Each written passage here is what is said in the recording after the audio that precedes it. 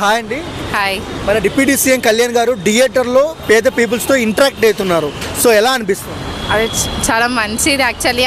మనం సినిమాల్లోనే చూస్తాం ఇవన్నీ, కానీ రియల్ లైఫ్లో చేస్తున్నందుకు చాలా మంచోడు యాక్చువల్లీ. అండ్ వాళ్ళ కొడుక్కి మొన్న రీసెంట్గా అట్లా అయిన తర్వాత కూడా మాట ఇచ్చిండని చెప్పి ఇంటరాక్ట్ అయ్యే వెళ్ళిండు. తర్వాత ఫస్ట్ జనాలు, తర్వాత ఫ్యామిలీ అనే టైప్ అతను. అండ్ మన respect towards him is. So మన దగ్గర 1000 ఉంటేనే 100 రూపాయలు దానం చేయడానికి 100 సార్లు ఆలోచిస్తాం. కోట్ల రూపాయలు దానం చేస్తున్నారు. మొన్న మురళీకృష్ణకు కూడా కొంచెం 25 lakhs ఇచ్చిండు. I owe him actually. I love him and we have to respect him. కాదు మేడం, అంటే థియేటర్లో ఇంటరాక్ట్ అయ్యి సమస్యలు చెప్పండి, సాల్వ్ చేస్తా అనేది మేబీ ఎప్పుడు చూడలేదు మనం వీడియో కాల్ రూపంలో.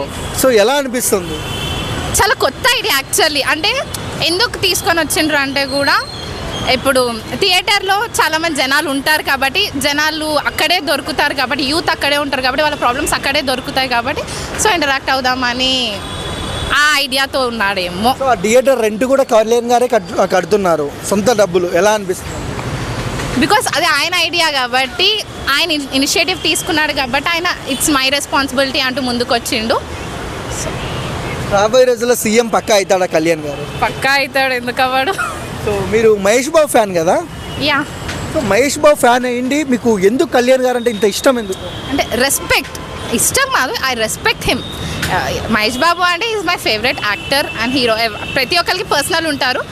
My personal is Mahesh Babu. I respect Pawan Kalyan for his activities.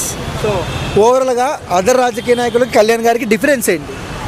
ఏమో వాళ్ళు వాళ్ళు చూసుకుంటారు. బట్ ఈయన ఫస్ట్ జనాలు, దాని తర్వాతనే ఫ్యామిలీ అన్నట్టు చూసుకుంటారు. So I respect him.